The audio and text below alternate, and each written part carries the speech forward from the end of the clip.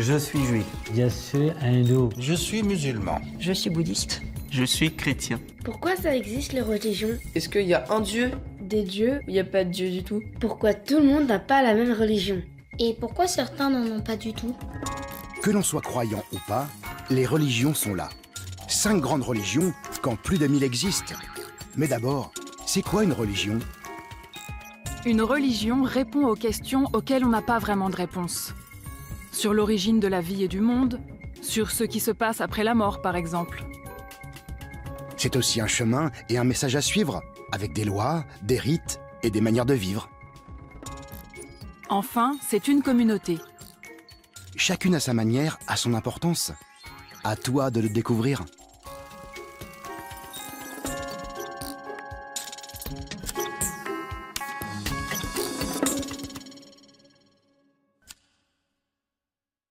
On confond souvent bouddhisme et hindouisme, mais ce n'est pas la même chose. Ce sont 2 religions très différentes, même si elles sont toutes les 2 nées en Inde. Pour les hindouistes, il y a des millions de dieux, alors que pour les bouddhistes, il n'y a pas de dieu. Comment est né le bouddhisme?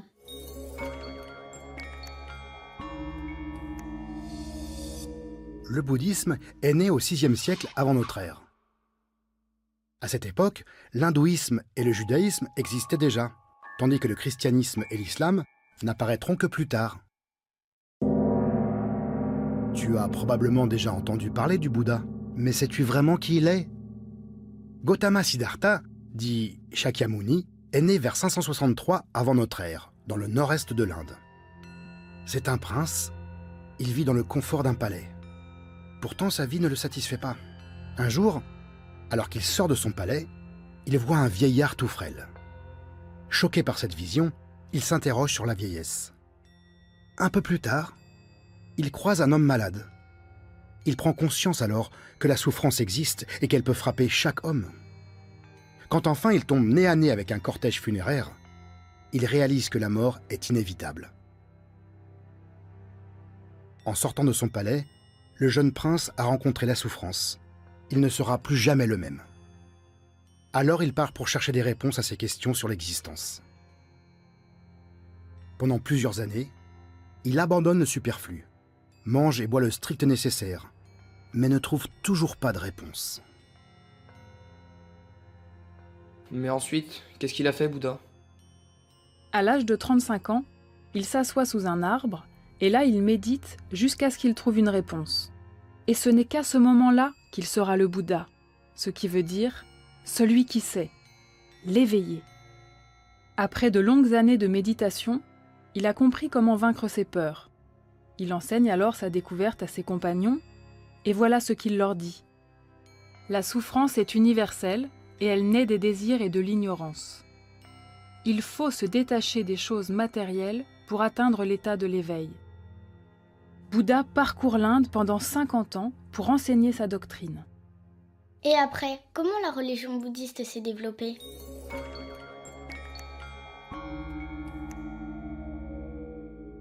Bouddha meurt à l'âge de 80 ans. À la fin du 5e siècle avant notre ère, ses disciples partent à travers l'Inde pour répandre son message. Un siècle plus tard, le bouddhisme continue son expansion d'abord au sud, jusqu'au Sri Lanka, puis vers le nord en direction de la Chine et de l'Asie centrale. Du 5e au 7e siècle, le bouddhisme se répand en Birmanie, en Indonésie, au Japon et au Tibet. Puis le bouddhisme commence à décliner en Inde, là où il est apparu, à la fois à cause d'une réforme de la religion hindoue et ensuite à cause des invasions musulmanes des 11e et 12e siècles. Mais il continue de se développer dans le reste de l'Asie. Plus récemment, les 19e et 20e siècles ont connu d'importantes migrations asiatiques en Occident. Combien y a-t-il de bouddhistes pratiquants dans le monde? Aujourd'hui, les bouddhistes vivent surtout en Asie. En 2015, ils représentent en nombre de pratiquants le 4e groupe religieux de la planète, après le christianisme, l'islam et l'hindouisme, soit moins de 10% de la population mondiale.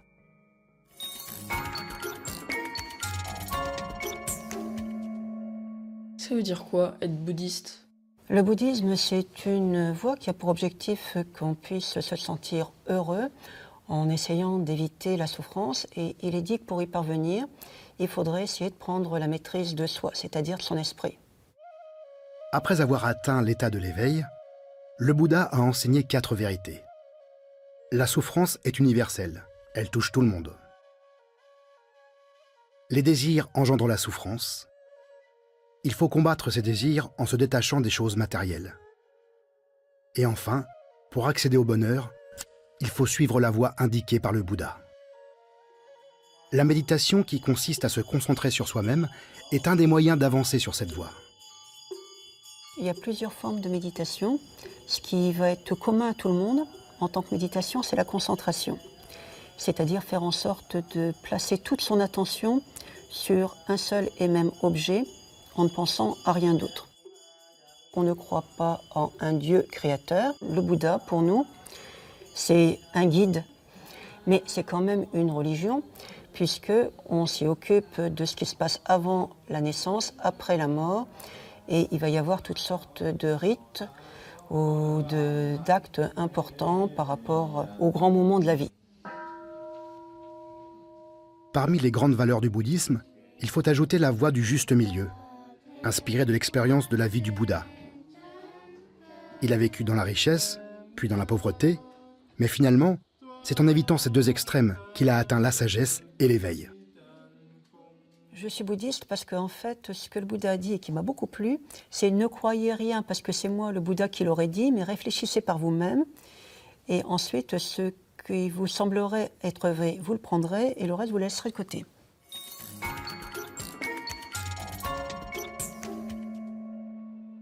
D'une religion à l'autre, les rites n'ont pas toujours la même importance selon les grandes étapes de la vie. Mais que l'on soit croyant ou pas, certains moments sont décisifs pour tous les hommes.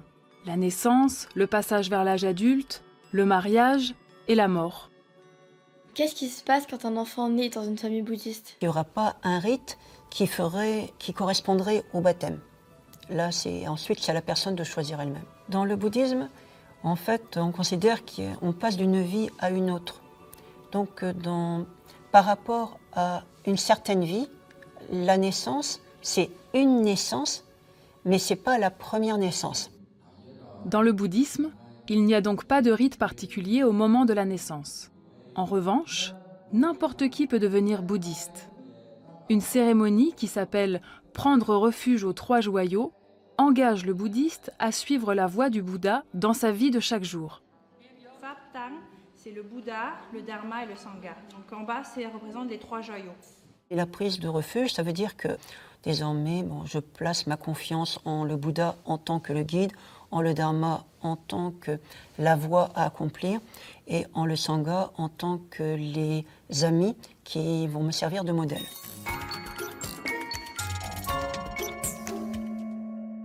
Comment deviner la religion de l'autre?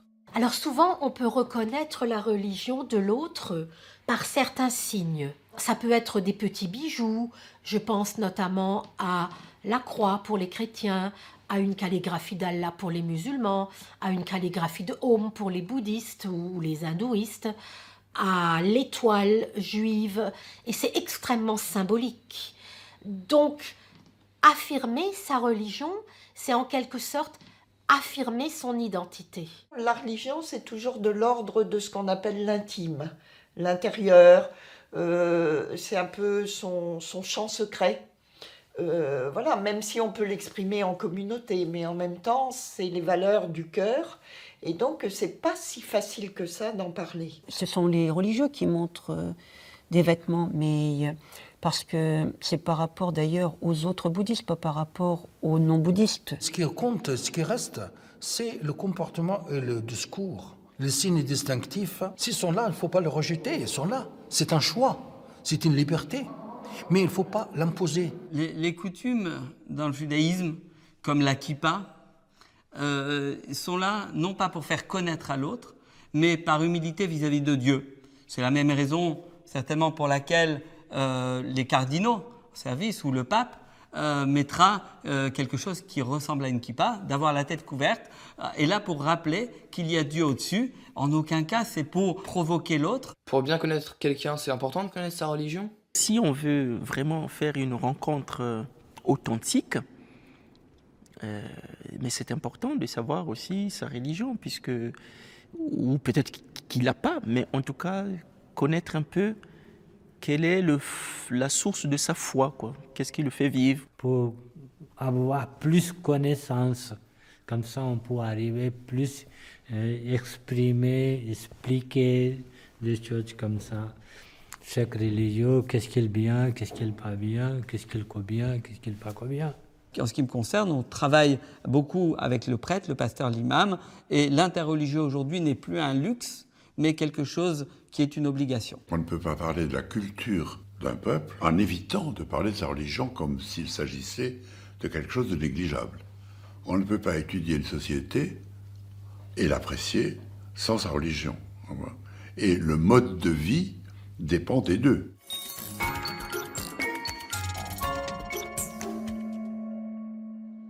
Pour suivre cette voie qu'est le bouddhisme, la manière de se nourrir, comme pour toutes les religions, joue aussi un rôle. L'esprit de non-violence envers les êtres vivants, déjà présent dans l'hindouisme, existe aussi chez beaucoup de bouddhistes.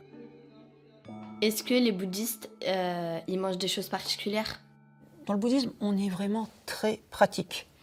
C'est-à-dire qu'il n'y a pas d'interdit formel. D'abord, il faut faire attention à sa santé. Ensuite, il faut s'adapter à l'endroit où on vit. Si on peut éviter de manger de la viande, ça serait mieux.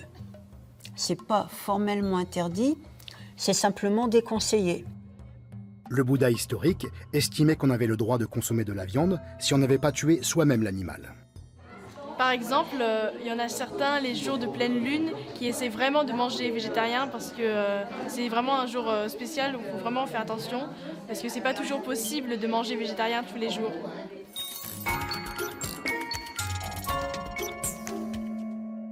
Pourquoi dans le bouddhisme, il n'y a pas de prêtre, mais il y a des moines?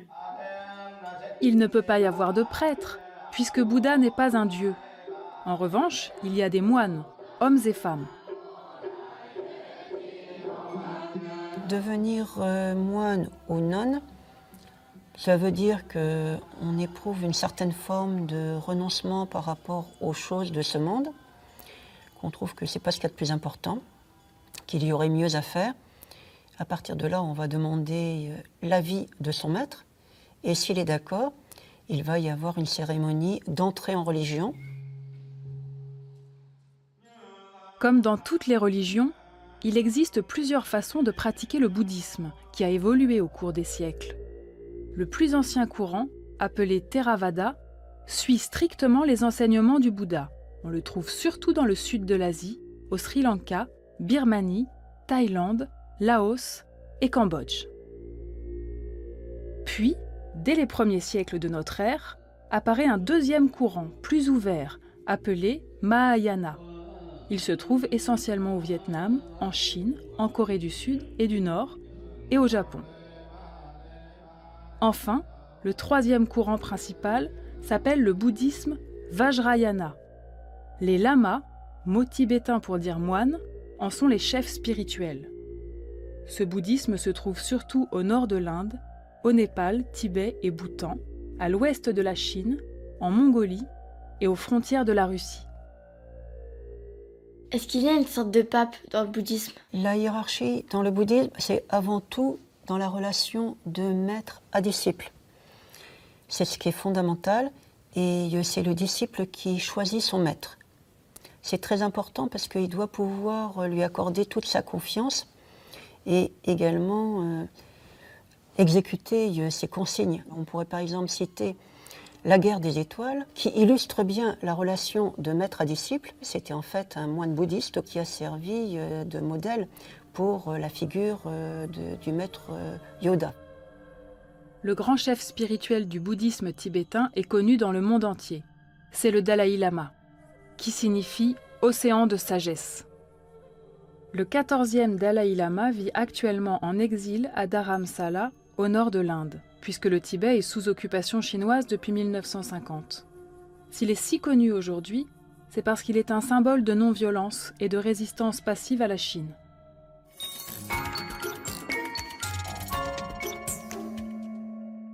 Au sein d'une même religion, les fêtes religieuses diffèrent parfois d'un courant à un autre, ou d'un pays à un autre. Mais dans le bouddhisme, comme dans les autres religions, ce sont des moments qui reviennent, qu'on attend, dont on se souvient. Quelles sont les grandes fêtes des bouddhistes?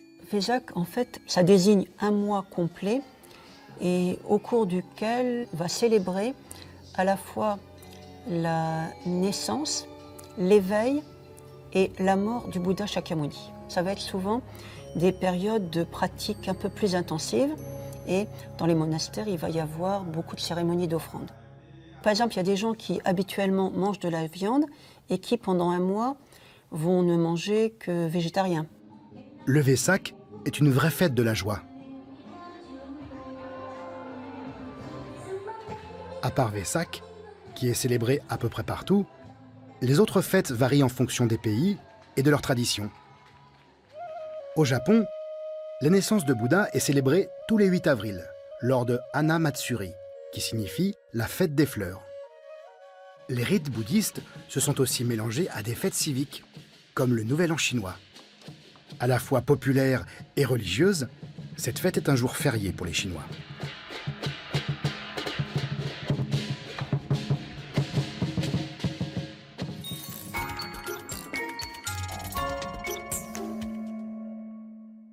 Bouddha a enseigné durant 45 ans, mais lui n'a rien écrit.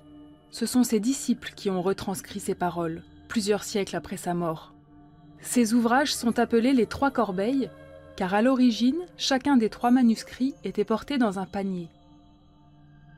Appelés aussi Tripitaka, ils contiennent des entraînements pour atteindre l'éveil.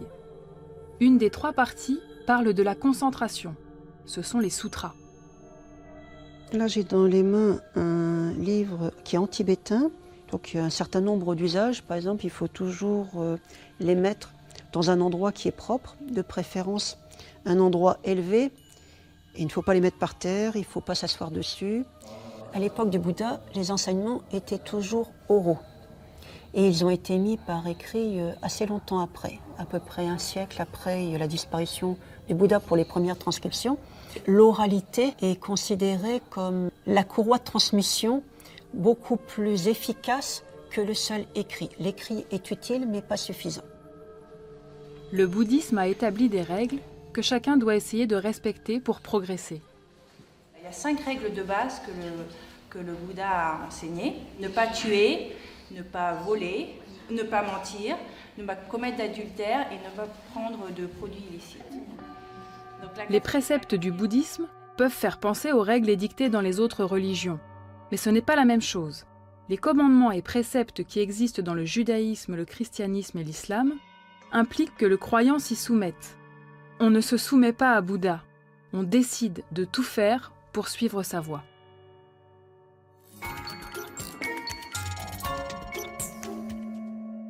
Est-ce que les religions sont liées à des pays? En principe, une religion n'est pas liée à un pays, mais il est évident que dans la plupart des pays, il y a une religion qui est dominante par rapport à d'autres.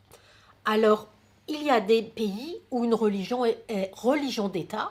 On pourra citer par exemple l'Iran, l'islam pour l'Iran, le bouddhisme en Birmanie. Il y a des pays où il existe des religions officielles. Je pense par exemple à l'Italie et à l'Espagne, où le christianisme, le catholicisme plus particulièrement, est la religion officielle. Le judaïsme ou l'hindouisme sont des religions qui sont très directement liées à un pays, Israël, ou bien pour l'hindouisme, c'est l'Inde. Elles peuvent se répandre dans des pays qui les ont ignorées pendant longtemps. Par exemple, la curiosité du monde d'aujourd'hui, c'est que le pays où on lit le plus la Bible, c'est l'Amérique, et que la Bible ignore l'Amérique. Ne savait pas que l'Amérique existait. Le continent était inconnu à cette époque-là. Donc, vous voyez, oui, les idées religieuses, comme les idées philosophiques, comme les idées scientifiques, peuvent voyager, bien sûr.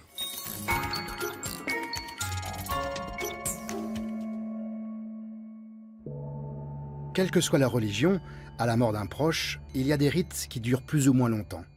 Au moment du décès, puis plus tard, que ce soit quelques semaines après ou même les années suivantes. Qu'est-ce qui se passe quand un bouddhiste meurt? Assez curieusement, dans le bouddhisme, pour nous, c'est vrai que la préparation de la mort, c'est ce qu'il y a de plus important. Toute la pratique, au fond, ça a pour but de nous préparer à la mort et à ce qui va se passer après la mort pour que tout se passe dans les meilleures conditions possibles. L'important, ce sont les méditations. Méditation, finalement, ça veut dire habitude. Quand on médite, c'est pour habituer l'esprit à certaines choses, à certaines qualités. On va pouvoir faire des cérémonies de manière à essayer d'accumuler finalement beaucoup de karma positif qu'on va offrir, qu'on va dédier pour aider le défunt à avoir une bonne renaissance par la suite. Qu'est-ce qui se passe après la mort quand on est un bouddhiste? Comme les hindous, les bouddhistes croient en la réincarnation. Au moment de la mort, l'âme d'une personne passe dans un autre corps. Samsara, c'est en fait le mode de vie imparfait que nous avons.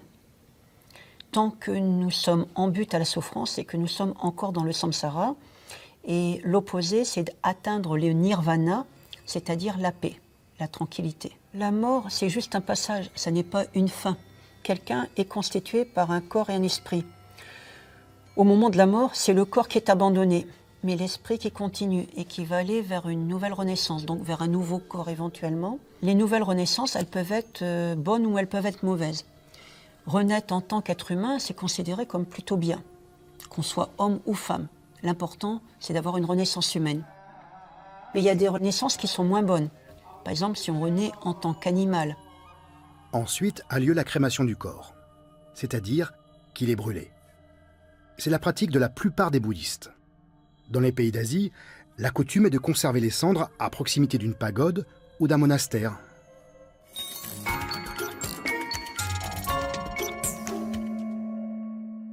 Les fêtes et les cérémonies bouddhistes ont lieu au temple, la pagode. Les bouddhistes y viennent aussi pour méditer les paroles que Bouddha a laissées aux hommes. Il y a souvent des statues de lions ou de dragons, comme si ces animaux protégeaient le lieu.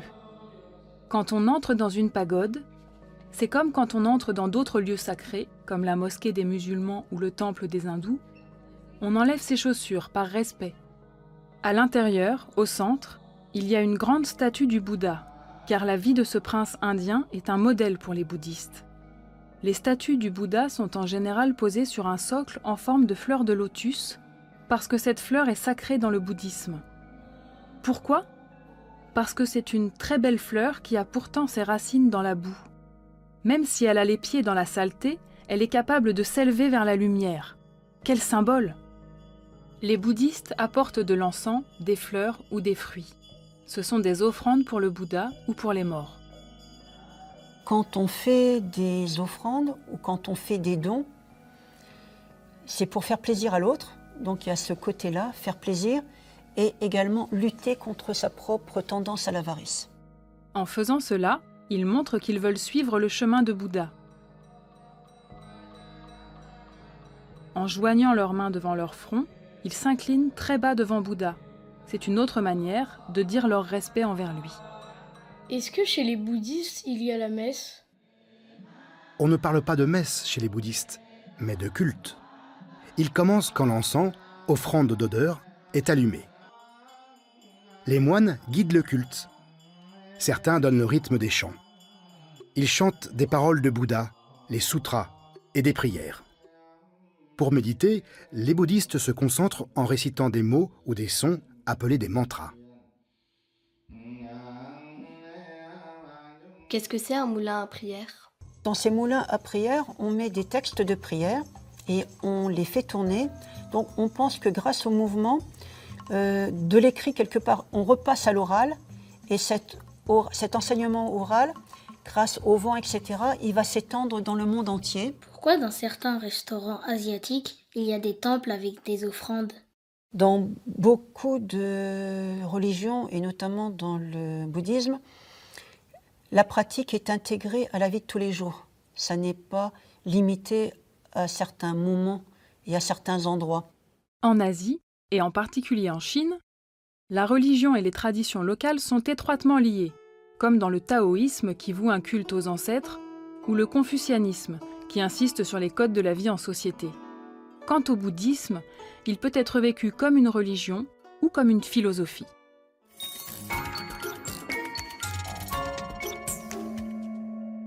Est-ce qu'il y a une tenue particulière lorsqu'on est bouddhiste? Comme dans les autres religions, les hommes et les femmes qui animent les rituels portent des vêtements permettant de les reconnaître. Initialement, les religieux bouddhistes ne mettaient que des morceaux de tissu qu'ils avaient récupérés dans les décharges, dans les poubelles. C'est-à-dire qu'ils se vêtissaient de haillons. Et c'est pour ça que souvent, encore maintenant, nos vêtements sont faits de plusieurs morceaux. Ça rappelle cette origine où on n'a pas un vêtement d'un seul morceau qui serait luxueux. En fait, ce sont des petits morceaux qu'on va coudre ensemble. Le bouddhisme, c'est également la voie du milieu. Donc il ne faut pas que ça soit trop misérable et il ne faut pas que ça soit trop luxueux. Et entre les deux, bon, c'est bon. Tu as sûrement remarqué que les moines bouddhistes ont le crâne rasé. Mais sais-tu pourquoi ?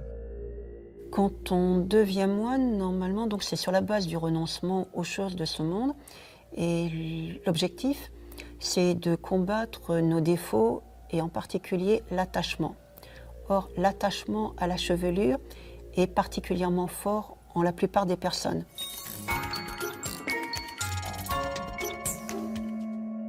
Je connais pas le symbole du bouddhisme. Le symbole bouddhiste le plus connu s'appelle la roue du Dharma, c'est-à-dire la roue de l'enseignement. C'est Bouddha qui l'a fait tourner le premier en transmettant aux hommes ce qu'il avait découvert. Depuis, la roue ne cesse de tourner pour continuer d'instruire les croyants.